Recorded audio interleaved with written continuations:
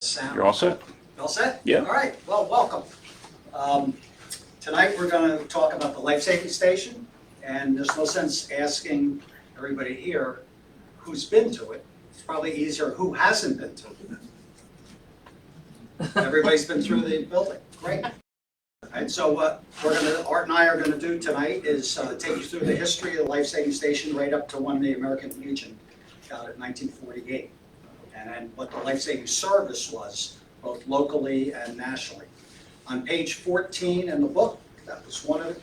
Supposed to look at all the ads, but on page 14 is the history, so you'll see the dates that we're going to cover during the presentation. So a little background, Art is our historian at the American Legion. He was a career military, were you an officer? You were an officer, all right. Career military officer in the Army. I was enlisted also. Honorably too. He served 23 years in the Army, spent time in Iceland, Germany, Vietnam, and now he's one of our docents down at the building. So Art will take you through all the early stages of building. My name's John Reddy, for those that don't know me. So I served in the Army as an infantryman in Vietnam in 1969 to 71, and that's why we're Legionnaires. And there's more Legionnaires here too. So welcome everybody, and I'm going to turn it over to Art, start the presentation off, and then I think we'll have questions along the way if somebody has it about the building, you know, as we work through it. A couple of people here probably know more than we do about the building. Exactly. So we'll see where the questions come from. Hi, as John said, I'm Art Fain. I'm the historian of American Legion Post 331. John's our senior trustee down there at the post, and John's done a lot of research on the background of our buildings in that the titles and the relationships between how we got to be an American Legion Post, as well as taking over the life-saving stations. So I'll start out up here is the emblem of the U.S. Life-Saving Service. And that service was started in 1848, and it was a first government organization. And it was designed to follow up on what private and local humanitarian organizations were doing to rescue people that were shipwrecked from the shipwrecks. And so in 1915, the Life Saving Service was merged with the Revenue Cutter Service to provide for the U.S. Coast Guard. And so the Revenue Cutter Service was formed in 1790, and it was designed to intercept contraband cargo and also to enforce customs laws. And then down here I show the American Legion symbol. And that's just to show you that we're now the owners and caretakers of the life-saving station down here in Stone Harbor. So during this course of the presentation, we'll cover these particular subjects.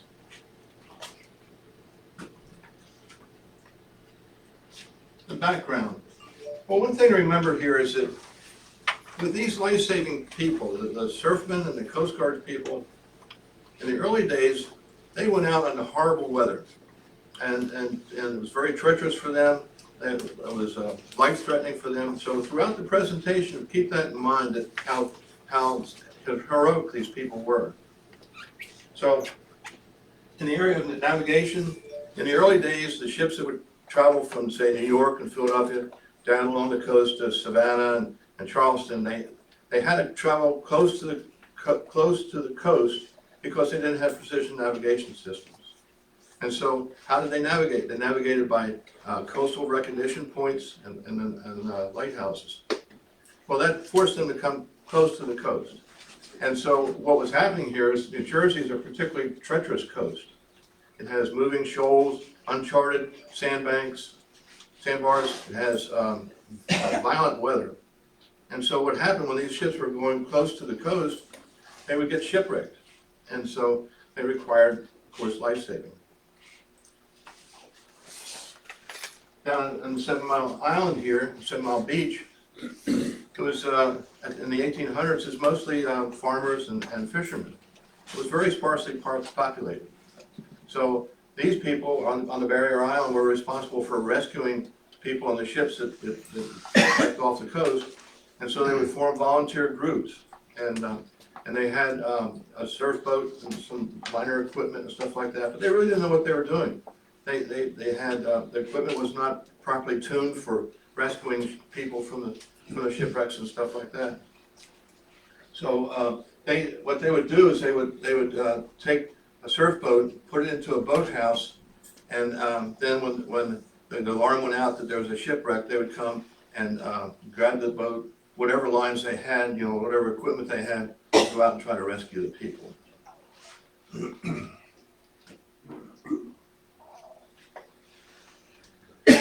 These are the major factors from the early years of the formation of the life-saving service. And so we had, first of all, the Newell Act, and that was what I mentioned before, when the life-saving service was started in 1848. Who was Newell? I'll show you. Oh, Good question. Okay, General Instruction, Dr. Newell. This is a very interesting guy here. Not only was he a doctor, but he was also alleged to be Abraham Lincoln's physician while Abraham Lincoln visited New Jersey. Additionally, besides a congressman, he was also the governor of New Jersey. He later on became governor of the Washington Territory. So anyway, Newell was one day out observing a shipwreck, and it was about 300 yards off the coast, and he saw how ill-prepared the people were when they were rescuing the people off the ship. And they didn't know how to use their equipment. They didn't know what the equipment was that they had, or how to go about doing the rescue operation. And so he felt that there was a lot of needless loss of life. And so when he became a congressman, he established this bill, the Newell Act of 1848, which established the initial life-saving service. Basically, what he did was he got funding for boathouses along the coast, about 10 or 12 boathouses. And so with this was a start of the life-saving service. And then after him, in 1854, another act was passed, and this allowed for the establishment of a keeper at each of these boathouses, and also improved the equipment, made more standard equipment. So, and then also improved the boathouses so that they could hold the equipment better. Following him was Sumner Kimball. Now, Sumner Kimball started as the chief of the Revenue Marine Bureau in 1871. This was the start of the federalization of the life-saving service. Up to this time, it was just a loose organization of boathouses. But Kimball had this idea that he wanted to have proper training for the people, proper procedures, standardized equipment, and better buildings. And so he set about doing that. And so he also established more of these life-saving stations.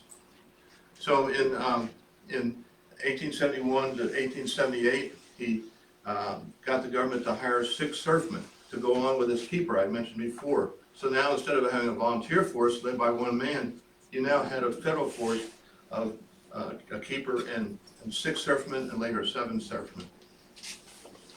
And so then in 1878, the life-saving service became more organized, it became more acknowledged, and so these boathouses were then called stations, life-saving stations. As part of his process, he improved the boathouses such that they would have a surf boat here, heavy equipment in another room back here, and a kitchen down here. Because now you had the surfmen that were staying in the building. And on the second floor, you had a room for light equipment, and then you had the sleeping quarters for the surfmen. Now, since I mentioned it became a federal service, so in 1878, the life-saving station that we had on the island here which is around 80th Street now, became life-saving station number 35.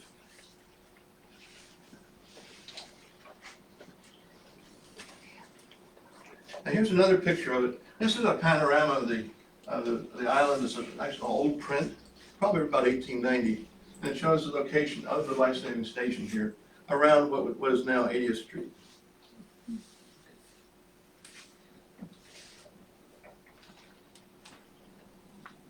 So this is fine. Up to 1878, we have the service, like federalized service, but it was determined that later on the shipping increased along the coast, and so it became necessary to put more life-saving stations on the island. Besides that, the life-saving service determined that the station number 35 was too small, so they needed to make some bigger stations, and they wanted to have these stations now every 3 miles apart for more mutual support.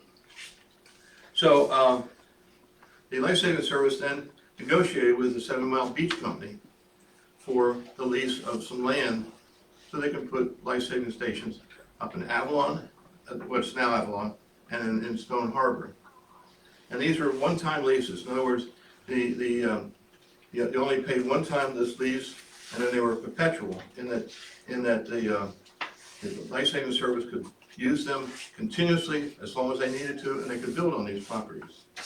So consequently, then we have in 1894 a station being built in what is now Avalon, in 95 what's now Stone Harbor. The Avalon building is now still in existence. It's on 15th Street, 21st and Avalon Avenues, as a private residence. And the one, of course, in Stone Harbor is here on 117th Street and 2nd Avenue. And that's our American Legion post. So here's a picture of the Avalon station as a Coast Guard station. And if you go down there on 15th Street, you'll still see this tower there.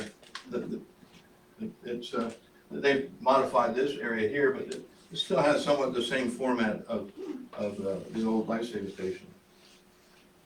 And these were called Duluth-style architectures because they were modeled after the Duluth life-saving station in Duluth, Minnesota, on Lake Superior.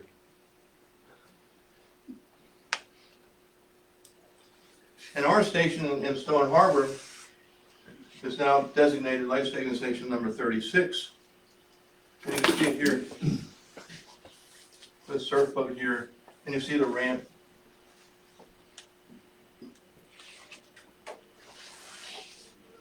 Hey, Art, and the grading. I mean, if you notice our building today, it's got a number of steps going up to it. Yeah, So right. through erosion. Yeah, what John's talking about is here, this area here was dropped down after a while.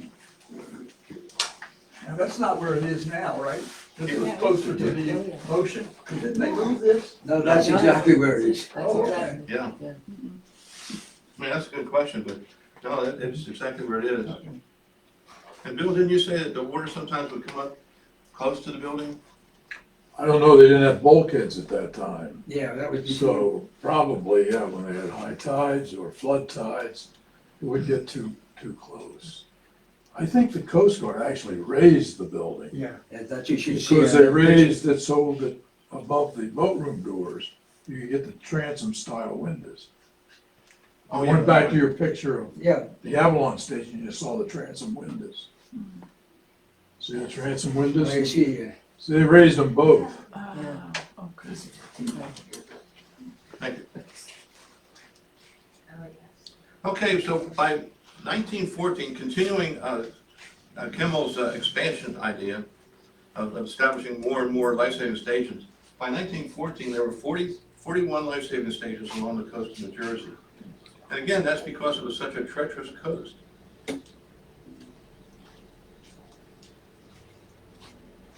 So as I mentioned before, in 1915, the Revenue Cutter Service merged with the U.S. Life-Saving Service to form the Coast Guard. And so our station now, instead of being U.S. Life-Saving Station number 36, became U.S. Coast Guard Station number 132. and it stayed in existence until 1947. I have here World War I, World War II. What's important here is that during these two wars, these stations were very valuable as observation points for both looking for enemy activity on the coast and also enemy activity in the sea, and also collecting debris off the coast from combat out in the sea. It was interesting, I was at the gym today, has nothing to do with the lifeguard stations, but a gentleman who lived in Sea Isle, first name is Gordon, I don't know the last name, he's lived here all his life.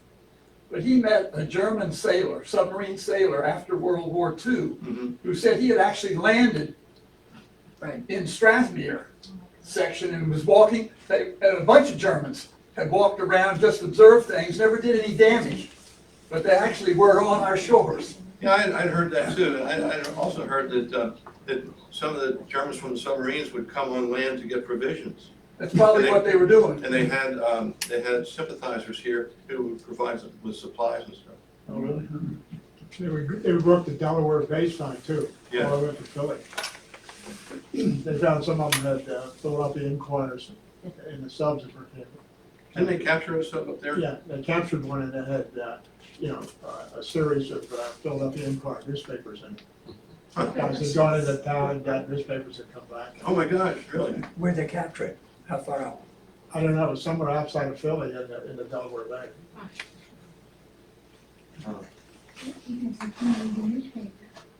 So here's our building now is U.S. Coast Guard Station number 132.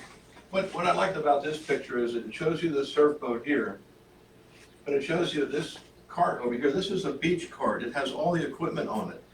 You know, like the cannon is used to shoot a line out to a stricken ship, all the different various lines and stuff like that. And it also shows you the wooden planking here that these carts can use to roll down towards the beach. Before you flick that off, Art, that little red house on the far left is still there, right? This one right here. Yeah. That's the one you always say. I'm not sure if that's a minnow or not. No, I think that's It faces the other direction. I mean, Minnow. it faces north and south and not out the sea. Yeah, The minnow. right. Now, I mean, they may have turned it, I don't know. I don't know. The house faces I think that's just a storage shed, isn't it? Next to life saving Dick? station. You know? There is a little red house across, I don't think either one of them are there, but down the street a couple of blocks Right. that became the headquarters for the Coast Guard chief petty officer or the officer. He didn't live in the building as the keeper did. He lived in that other building, across the street. Uh-huh. It was built in 1902. Okay. Right. Okay. Thank you. Okay, this next series of slides will go through the life-saving operations. We sort of give you a little history of the life-saving stations themselves. We'll go through the life-saving operations, we'll go staffing. And one particular thing here is the rescue operation of the Margaret, which is a tugboat that in 1912 had lost its power during a major storm. And then we'll go through some of the equipment and their uses. So first, I have a little video for you. It's a beach apparatus drill. I think you'll enjoy it. It'll put everything in perspective as to how the life-saving operations work and sort of the heroics of some of the people.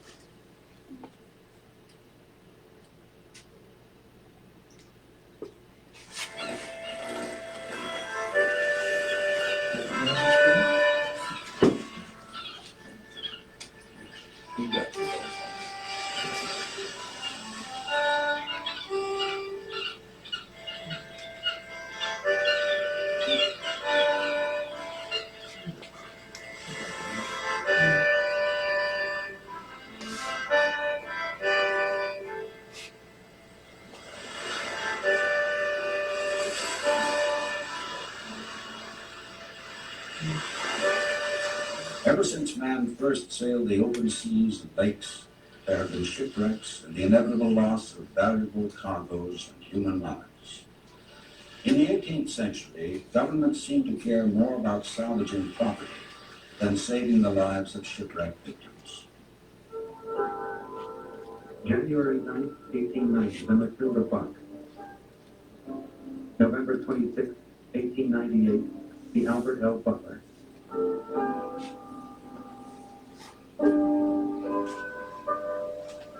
November 30th, 1892, the Cape Hardy.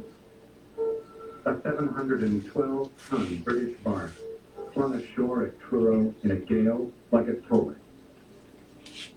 Her bottom was ripped up. She could only be stripped for salvage.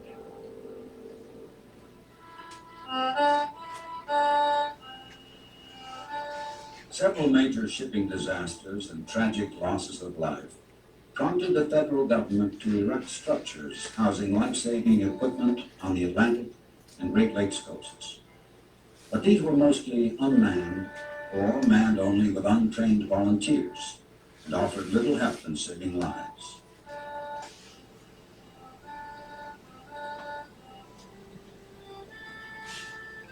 In 1871, the United States Life-Saving Service was established. Now a group of dedicated men risked their lives to save others. The rugged individuals of the United States Life-Saving Service represented the courage and sacrifice that are hallmarks of America's heritage. They saved over 177,000 lives from 1871 to 1915. From the very start, the service sought out the latest technological advances in equipment and techniques. They say go. You don't think about yourself. You don't think about the danger. You think about what you're going to do next. One of the United States Life-Saving Service's innovations for saving lives was the breeches buoy. This technique attached a line to a stranded vessel near the shore. It allowed shipwreck victims to ride to safety in a life ring with trouser legs. The breeches buoy equipment and procedures were standardized throughout the United States Life-Saving Service. Surfmen regularly practiced the breeches buoy drill. They followed the precise instruction contained in the United States Life-Saving Service manual. United States Life-Saving Service beach apparatus drill. In the United States Life-Saving Service, one of the devices for attempting a rescue from a stranded vessel is the breeches buoy. The following system of beach apparatus drill is promulgated for the guidance of the officers and crews of the Life-Saving Service. There shall be no departure from the drill prescribed in this manual. Open the door.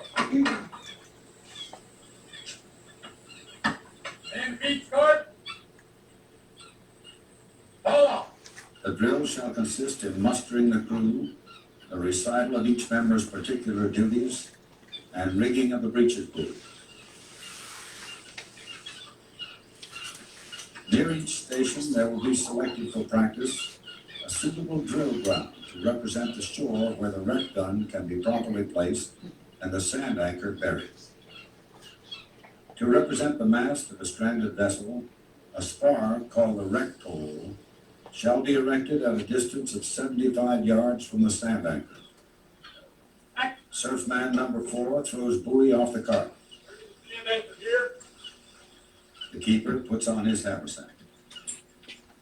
Numbers 5, 6, and 7 unload the shovels, pick, and sand anchor, and proceed at once to bury the sand anchor where directed by the keeper. Numbers 2 and 3 remove the shot line box. The keeper and surfman number 1 remove the gun and place it in position 4 or 5 paces to windward of the cart. The exercise must be considered as a whole. When a man has performed one duty, he will proceed to execute the next assigned. All must work together with precision. Numbers 1 and 2 take position on their knees on left and right side of the gun, respectively, and train the muzzle to the right or left as directed by the keeper. The lateral training obtained, due allowance being made for the wind, the keeper withdraws the priming wire, hooks the lanyard into the loop, stands off on the side, gives the cautionary word, ready, and fires.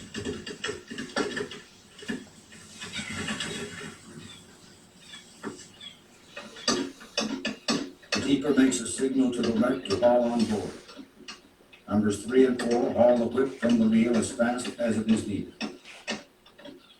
The sand anchor must be opened and buried upon its flat in a narrow trench of sufficient depth, and the trench then filled in solidly about it. The men man the weather part of the whip, keeping it clear of the hawser.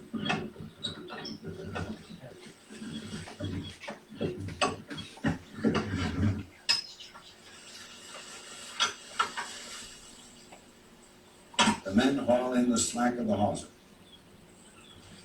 Number 3 adjusting the strap around the hawser, and number 4 hooking the outer block of the tackle into the strap.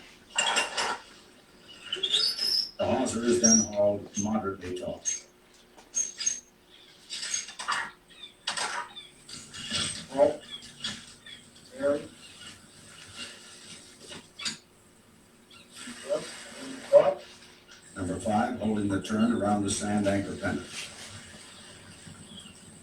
Numbers 3 and 1 at the heel of the left leg of the crouch, and numbers 2 and 4 at the heel of the right leg, with the keeper and numbers 6 and 7 in the center. Raise the crouch by raising the center, bringing the heels as near together as necessary. Numbers 1 and 2 have charge of the left and right side of the whip respectively. Numbers 3, 4, 5, 6, and 7 are shifting men. Man the lead bar and haul the buoy off to the wreck.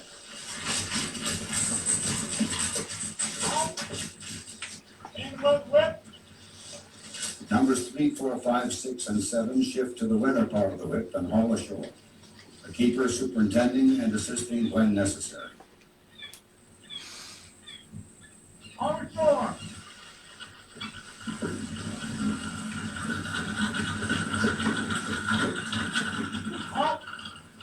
The keeper and number 7 assist the rescued persons out of the buoy when they reach the shore.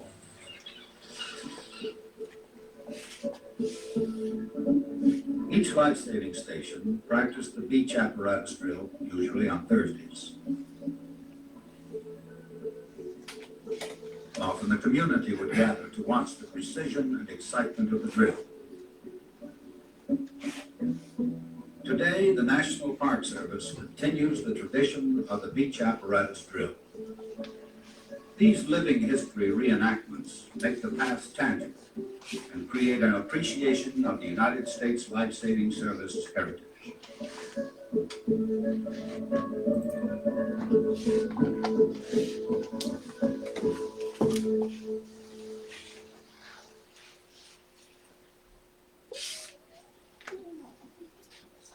Okay, in here, I mentioned before that the life-saving service really started in 1848, and that's when Dr. Newell got the funding to set up these boathouses. And so then in 1871, with Sumner Kimmel, he started a formal life-saving service, and then by 1878, it became a recognized life-saving service. So those are the dates there. Okay, this particular slide here shows the staffing of a life-saving station. Here you have the 7 surfmen and the keeper on the far left-hand side. And they're all hanging around this beach cart right here. And you can see the front of the breeches buoy, the toolbox, and all this other stuff here. No mustaches in these guys. No, not this slide. No. Are they identified who they are? That was before No, a requirement. We don't know who they are. Good question. Yeah, what Bob's referring to is we have, down in our building here, we have pictures of all these life-saving teams, you know, and almost every one of them has a mustache. Exactly right. So, and so the joke is you have to have a mustache in order to be part of the life-saving service. Yeah. Okay, now, for the operations, you have a patrolman at night and inclement weather who would go up and down the beach looking for ships and personnel in distress. And if he saw something that was in distress, somebody in distress or a ship in distress, he could signal them with his lantern or a flare. At the same time, he could signal an observer up in the light tower of the life-saving station's tower and get him to get the rest of the team down there to effect the rescue.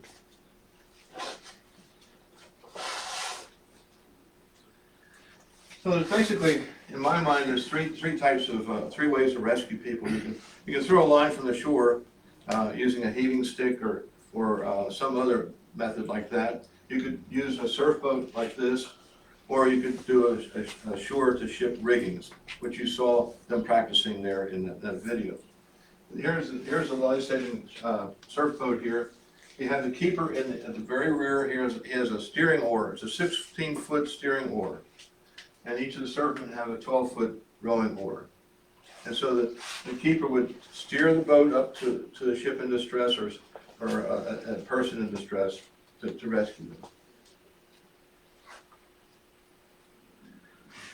This is a mural done by one of the members of our post, J.J. Thompson, and it shows sort of the whole operation for rescuing.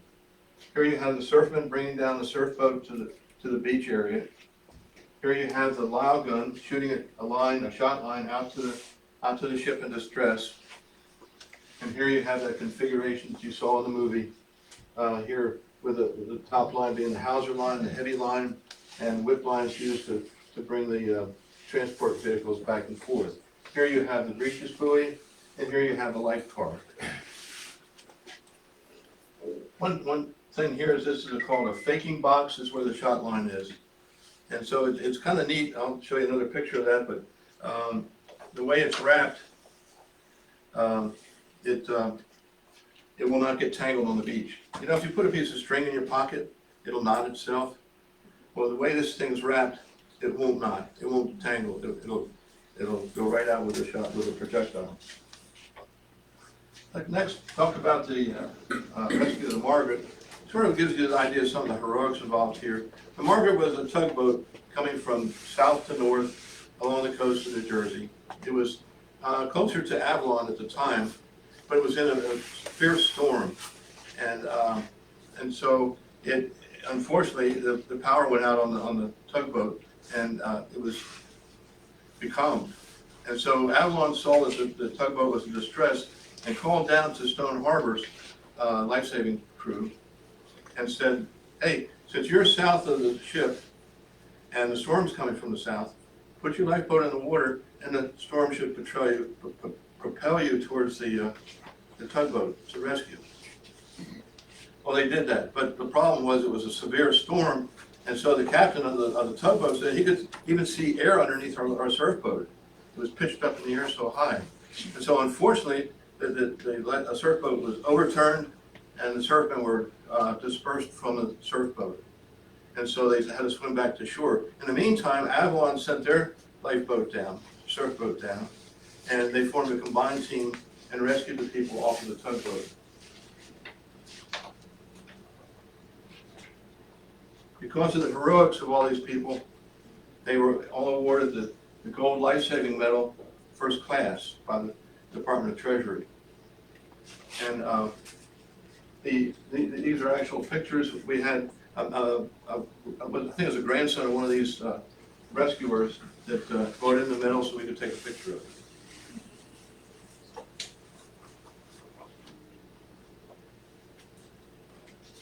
And this is a picture of our boat room doors opened up on our building, but it's designed to show you the equipment and again, as I said, this is the surf boat here. Here's the beach cart with all its equipment on it.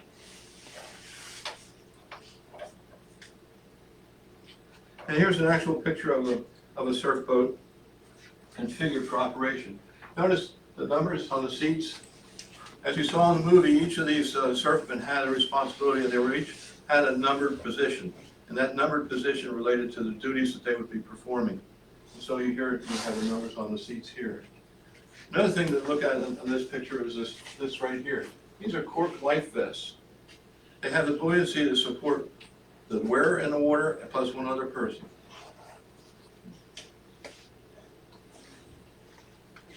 And here's a picture of the surf boat that we have at our place and 117th Street and Second Avenue. This one, Bill was involved in the rescue of this surf boat. They went up to Chatham, Massachusetts. They heard that the surf boat was up there for grabs, and when they got up there, it was being used as a planter. So, Dick coordinated that, Dick Pike. Dick? He coordinated that whole rescue. He had the SUV, a friend of his had the boat trailer, and Al Carusi and I went as help. And it was in the woods. We took this, we're up and down, we couldn't find a dirt road to it, and it was full of junk. You don't have a picture what it looked like. But when we tried to get a room at night with that track behind, they didn't let us have a room. Once, I went in and asked for a room, and we're full. He went in and asked for a room, and they were full. Carusi went in, we had the boat out in the parking lot, we got rooms. They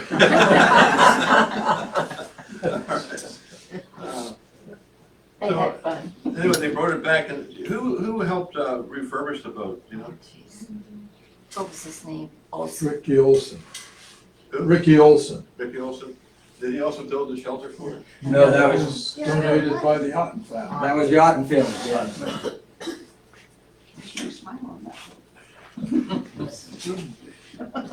Here's a sketch of the Lyle gun. This is the sort of the mortar or the cannon that shoots the line out to the ship. Here's the projectile. Here's the shot line here. You saw in the video there the recoil on the thing when it was fired. They said that with a standard load, this thing will have a recoil of about 6 feet, and it shoots a line out maybe 600 to 700 yards.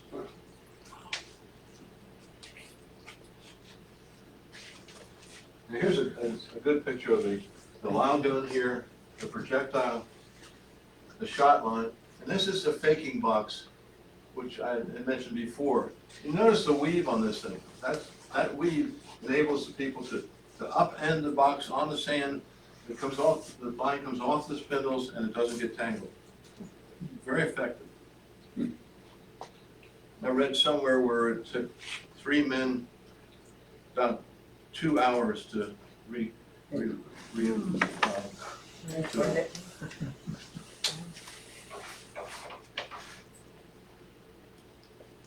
Here's the life car. That's one of those transport vehicles to bring people back off of the ship. The thing about this is that the people, about 3 people are locked inside this thing, and then it's pulled back onto the shore. But as you can see, it's not very user-friendly. If you're claustrophobic, you got a real problem. And another thing too is it bounces on the water, so that's an added problem. Like going on an MRI. Right. So the preferred method is sort of the zip line here with the breeches buoy.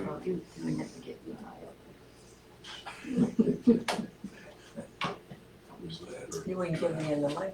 So I'm going to turn it over to John. John's done a lot of research here on the transition of our building to the American Legion post. So I'm going to turn it over to John.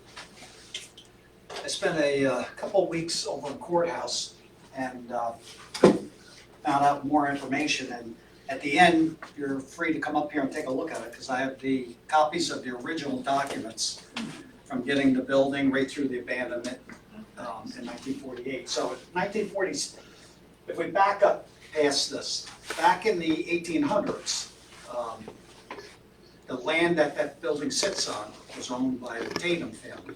So I think it's Henry Tatum, is that right? I'm not sure. Yeah, I think it was Henry Tatum. So the 7 Mile Beach Company was the big realtor of the time. They owned everything on the island. And they went and bought it from the Tatum family, that piece of property. Because that sort of completed all their land, so it was contiguous on the island. So unbeknownst to them at the time, the life-saving service was going to start up, and they were looking for locations, and the life-saving service picked the location that it sits on today. But the 7 Mile Beach Company owned it, and I think some of you probably heard along the way that the building's referred to as the Tatum Station. That's because of the land was owned by the Tatums. That's how it got its name. So in 1893, the Life Saving Service picked that property and they went into an agreement with Seven Mile Beach Company. And for the one-time sum of $600, they got use of that land to do anything they wanted with it in perpetuity. So there was no time limit or anything. And of course, in those days, you know, $600 one timer, that's good enough for them because the property wasn't being used anyway. Is that just for Stone Harbor or for all? Avalon was $1,200, and why that discrepancy, I don't know. But Avalon was $1,200, and it's in the document. So in 1893, they made that transaction, and by 1895, the building was built, and then it stayed as a life-saving station until 1915, turned over to the Coast Guard. Actually, the Coast Guard formed by the merger of the U.S. Cutter Service and the Life Saving Service, which created the Coast Guard. So those two services were all combined in the government. So in 1895 to 1915, it was a life-saving station. Then, because of World War I, the government owned it, so they turned it over to the Coast Guard to use as Art described in his presentation, you know, looking for enemy ships and, you know, distressed vessels, etc. So that lasted until 1948. So in April 8, 1948, the government found no more use for the building. And so they had they called it a letter of abandonment, which is up here, you'll be able to read exactly how it is. And the letter of abandonment made the property revert back to its original owners, which was the 7 Mile Beach Company. And in 1948, there was one living member of the 7 Mile Beach Company, and that was Jeffrey Bunting. And he went to Washington, D.C. to gain property back. At that same day, on April 13, 1948, the Jeffrey Bunting of the 7 Mile Beach Company transferred the property to the American Legion for the sum of $1. So that was a pretty good land investment at the time, to say the least, because there was 5 original lots that the property sat on. And after the American Legion got it in 1948, American Legion started in 1946 in town. So in 1948, that Memorial Day of that year, it was dedicated to Stephen C. Ludlam, who was a Stone Harbor resident. They lived on 93rd Street, and he got drafted right out of high school in Middle Township and went in World War II and lost his life in France. So the post is named after him.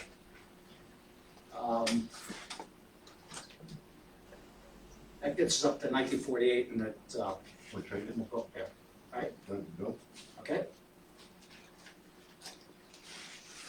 All right, so today we've got the home, it's the home of Stephen C. Ludlam Post. Actually, we were incorporated in 1946. The original veterans that started the Post in 1946, and it was a combination of Avalon and Stone Harbor. They used to have their meetings in the borough halls and the firehouses in those days until they got that building.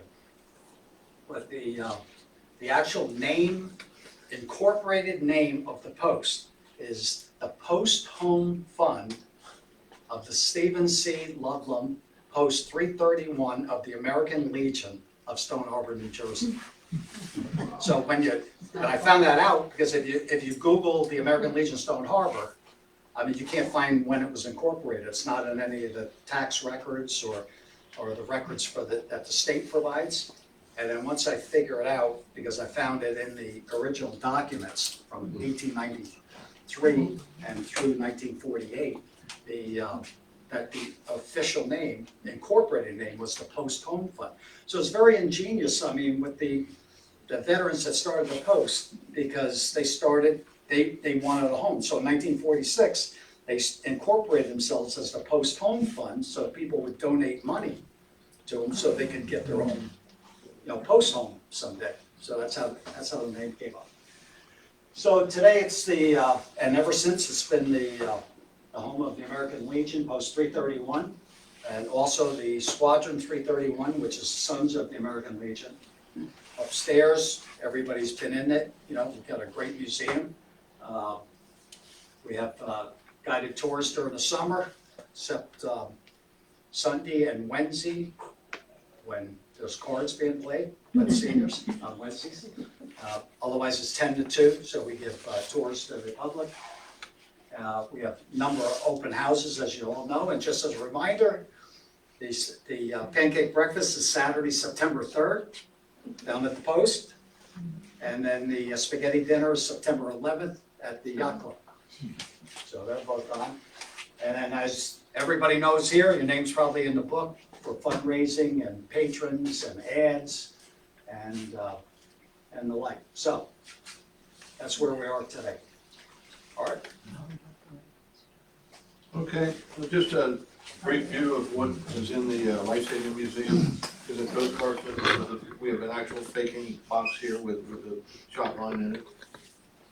And then upstairs we have, this is an extract of our military museum. It's all the stuff has been donated to us. It's every time I go up there, it's something new's been added. It's just amazing. We have our weapons up there. We have even the War of 1812 bayonet, and have a lot of World War II memorabilia.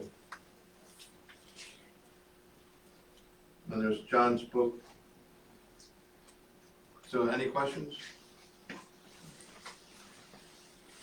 Yeah, I'd like to say that before, when you said they were 3 or 4 miles apart, at the time we built our building, the Duluth, it started with the Duluth building, they built 26 of them around the nation, but 11 in New Jersey, which made it then the 3 to 4 miles apart. Oh, really? I didn't know that. How long has that one in Avalon been a private residence? It was deactivated in 1937, but then was reactivated for World War II. So I think it's about the same period as us. I think in maybe 1947 it was deactivated again, and then in 48 it was abandoned, and that allowed the private resident to buy it. I don't know who it was at the time though. I have a memory of taking my children to a flag burning down on the beach many years ago that the Legion sponsored. And then, as I remember, the building was on the beach. Is that wrong or right? I don't No. Was Buildings it? always been where it It is. could have It been was the the beach beach. at that time. That time it was the beach. And you can see right now with the building, you can see the ramp in front of it goes under the road. Probably 15, 18, 25 feet of fill in there to make Second Avenue. Yeah, so that whole area down there was filled. Yeah. I Those small- remember at that time, then the borough auction did lots of. I believe it was 1980 it was filled, I'm not sure. And if you ask Sue Sanford, she remembers all the same Yeah. things there. That So- was, Quite possibly when you saw the flag burning ceremony that we had, it was still right in front of our buildings. yeah, it was right in front of the building, but the building was on the beach. It was a very moving kind of a But it's scene, because it was dusk. The building And to houses were. see the plane caps and the Boy Scouts were there and the Girl Scouts and the Brownies. And I thought, no, have I remembered that incorrectly? I think you're correct. When was Second Avenue built? Does anybody know? You never would know that. The about railroad Sue Sanford. station. We have pictures of what she's saying. There's Yeah. pictures Yeah. in the building showing that the beach is there. We have one up two up in the tower and one at the bottom of the tower showing the building in 1950 with 1950 cars on 117th Street, and it doesn't reach Second Avenue. There is no Second Avenue. And that's where they put the rec pole out front where they used to fire that loud gun over to practice on shooting it over a mast. So you get the idea then that the boats were able to go right down into the water. Yeah. They didn't have to go a couple blocks. Oh, no. Well, In fact, some of the pictures, Yeah, as they did. Dick was mentioning, they show you a view from the building to the beach, to the water's edge, and then vice versa, the other direction. but if you think about it now, they would have to go quite a distance before they ever got to the water. They did then too. There's two pictures up in our tower. One looking from the building down to the surf. And it's just as far away as it is today. Really? And if you look back from the waters to the building, Yeah. you can see how far it is. But then they built those houses there, they sold that property. And there's a third picture on that same floor that shows how desolate that building was. It was the only building there at That was all the doomed. time. That was all- Right in the minnow, on the side over there. Any other questions? Tell them Yeah, Art, you might just mention the Lighthouse Challenge. We participate in that and have for the last 10 to 11 years, which is the third weekend in October, where all the lighthouses along the Jersey coast and now 3 life-saving stations participate in this challenge to visit them all during the period of 1 weekend. And so It's like a road route. Yeah. Last We're year one we of the had stations. 2,000 people come. And they get a book, don't they, and they get the book stamped or something? Well, it's a there's different usually a one. souvenir involved, and they change that each year, so that each post or each lighthouse or each station has something that they can provide to complete an overall souvenir. And then these- if you complete that, then you get a completion sticker, and that qualifies you for the drawing of a big prize that all of the various participants put gifts into. And it's like a big basket of cheer, but not cheer. It's just gifts. It's so No real cheer. Somebody has already come into the post on one of the days we're open Yeah. and wanted to see if they could get their sticker on the book already. Well, it was just yesterday, the other day, right? That's right. If Yes. anybody wants to see a lifeguard, there's one in the Ocean City station, life-saving station, which is on 4th Street and what? Atlantic, I think. Fourth Fourth and and Atlantic. And it's one of the few that are around, and wasn't it a donation from the Smithsonian? Or did the woman donate them both? There's something about the Smithsonian in it. I'm not sure. Yeah, there's one like it in the Smithsonian, but it's really interesting and there's not many around at all. And that's part of the life saving. Originally, they didn't have in this Lighthouse Challenge, they didn't have life stations. And it was because these guys and a couple other guys started going to the meetings and so forth, so the board finally voted them in to add the life saving station. And I think there's Well, it was- 14 stops. It was because the life-saving Just ran it. organization gave up control of the Lighthouse Challenge, not the Lighthouse. Yeah, The Lighthouse Group gave up control of the Lighthouse Challenge because they wouldn't let us in because we weren't a lighthouse. Hmm. They gave up control and went down to the MAC organization in Cape May. Right. And they were receptive of allowing us in. We were the first in, and then Ocean City came in, and now Swan Beach, up near Matasquan, now they have a life-saving station that's also included. And then doesn't men's have the Lyle gun still? That's not a real one. It's That's- not, that's Not a real one? No, that's- it's been dumped. One of the things that Art pointed out, that the lifeguard, it bruised the people, it's not a submarine. But why it's not important to get 3 or 4 people off at a time, the boats coming with anything from Europe or from anywhere else around that go to Philadelphia or New York, they only have like 10 or 11 people on board, so it doesn't take that long to get 10 or 11 people off with the breeches buoy. I mean, it's not an ocean liner that we're getting off. It's you know, it's a ship with supplies on it. And also in Dewey's Beach, they have a reenactment of the life-saving drill, the Lyle gun drill, Well, that they do maybe once a summer now. It used to be more times, but once. what's that, Delaware? Yeah, in Delaware. In Dewey Delaware, Beach. we all went down to Delaware to see that. They gave us the earphones. They weren't any good. It's very loud. In that little gun there, they put five 5 ounces of black powder. That's what makes it go 700 yards. But We it's saw that amazing. happen. That was, and you're right. We watched that little baby go backwards and the thing went this way. But it's We a were very shocked nice at how day trip. loud that was. You know, they had a demonstration from Tuckerton Seaport at our place, remember? Yeah. And Yeah, but they had it's a model nothing of like it, the one on Even Dewey that was Beach. loud. It's nothing like the one on Dewey Beach. They have Coast Guards and it's Yeah, really the Coast Guard did a it. neat Coast reenactment. Guard did this demonstration. If you go online and look up the Dewey Beach, It's Indian What's it River, called? it's a Indian life-saving Indian River station. was in really good. It was really Indian good. River. in you'll find Delaware. more information about when they have it each year. I don't know whether they have it annually or not, but, They used to have it a few times a year, but I don't know recently what it was. But it's really a neat thing to take the kids and then, it's a neat day because you can take the ferry over and then it's about, what, a half hour from the ferry? About a half hour from the ferry. Yes, sir. This station is a National Historic Landmark, isn't it? It is on the state and national registries. Yes. So what does that really mean? That it'll be taken care of forever?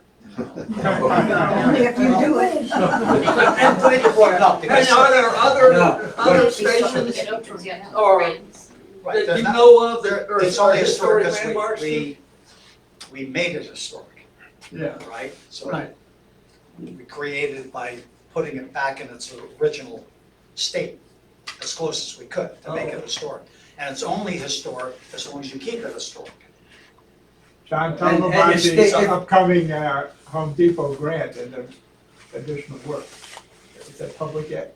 It's, not, because it's not official, Okay. but we're, I thought we we're could. working on a couple of things for a couple of, Well, when- improvements, but to keep it the way it is. But, you know, I did want to, on the history of it, I mean, Dick Pike and Bill Lehman, Al Carusi, many others, put that building in the state that it's in today.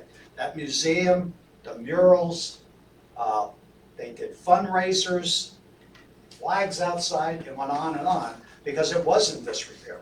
So the choice they had to make was, it either exists like this and collapses one day, or we're gonna raise money and make this thing historic. So, but there were requirements, you guys had a, We you were, guys had a lot of we were work. backed up to people wanting to knock it down and sell it. Yes. Yeah. That's where we were. And we thought maybe that wasn't right. But the reason it's on the National Register, because Ocean City, they were gonna knock down Ocean City's thing, and they got on the National Register, and they had the state of New Jersey with them to fight that they wanna keep that building alive. So that's where we get, if someone that comes in somehow and takes over somehow, because we're bankrupt, then the state of New Jersey's gonna help us. It was a brilliant decision, because it would have been a lot easier to just let it go, Well, right? Oh, I mean, yeah. that was the It easy wasn't, way it out. wasn't a terrible idea either, because what they thought of, they could sell for a couple of $1 million, they'd buy something downtown, and they would use that money for scholarships. I mean, they weren't doing, hey, let's make 100,000 each. Right. The people that were doing that was the other side. Well, even in the history of the whole thing, I mean, there was 5 lots. So the house on the right side, the Harris Was lot, sold.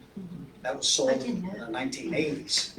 And so was the one. That was our only revenue Right. for a I while. mean, they were struggling, they needed cash. And when that ran out, they took, well, they had, that's a funny story. They got $50,000 in cash, right? And now they were getting no money, so now they're spending $7,000 more a year than we're taking in. So we presented that to our folks, Right. and was 7,000, people from World War II say 7,000 in 7 years? Forget it. That gets us through. Yeah, we don't have to do anything. And just out of curiosity, Really? what year was the lot behind us sold? You recall? That was, I don't know. That was I No, don't no, know. that was before. That my was- time. I often wonder that why was the somebody first would want a Maybe house she next was to in the She driveway, was you in the know? duplex. Yeah, well, that was the first one, that was before And it wasn't they a sold duplex, the I was in the a one house. next door. Oh, was Oh, it really? that Yeah. duplex next Okay. to it? And that, you can see that's part of the She owned the house whole right next to it. thing down there, bird And they were sanctuary. the people who had hay. And how we got a little piece in there, that's, And for those that don't know, those lots are 150 deep. Where- well, the other thing that's interesting is, how would you like to have 500 feet of ocean front and have people build 3 houses in front of you? Exactly. But we can see over top of all of You them. know, you see all that, we can watch them swimming in their pools. Okay, if there's no further questions, really appreciate everybody coming. See you.